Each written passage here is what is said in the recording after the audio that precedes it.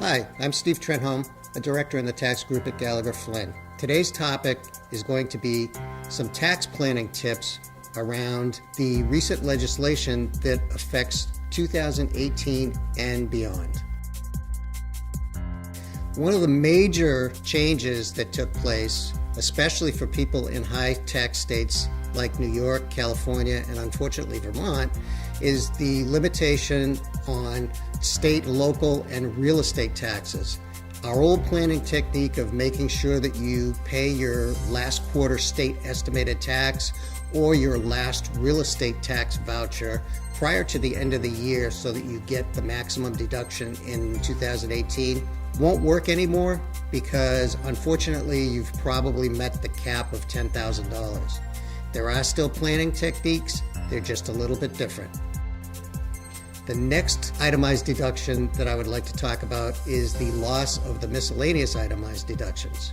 This is going to have an effect on mostly people that have high investment fees on their investment portfolios, as well as employees with unreimbursed employee business expenses. Under the new rules, miscellaneous itemized deductions are no longer deductible. Therefore, you lose those business expenses if they're unreimbursed.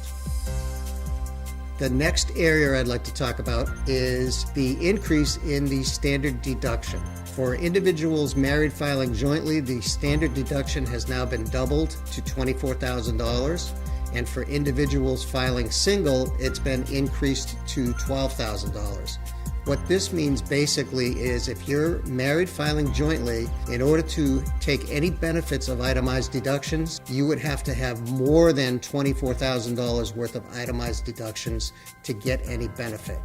Some planning techniques would be the timing of certain things like charitable contributions, payment of medical expenses, and there are some other tips that we can help you with if you contact us.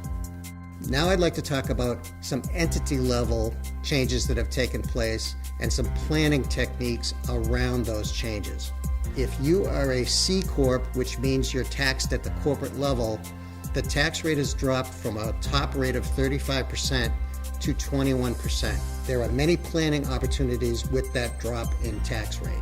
If you are an entity that is taxed as a pass-through, one of the key areas to look at is the new qualified business deduction, which, very simplified, is 20% of your taxable income from that pass-through business. While this sounds relatively simple, there are many nuances that can complicate it depending on your individual situation. We can help you plan through those complications.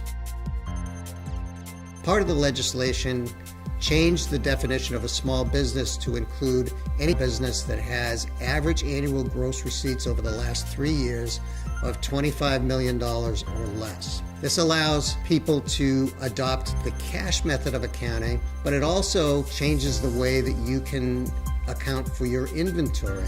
That could be a very big benefit for you, and we'd be happy to talk to you about that if you give us a call.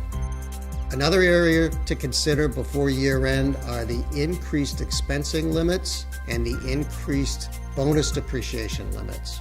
Those limitations have been increased to $1 million with new limitations on the maximum amount of property that you can purchase.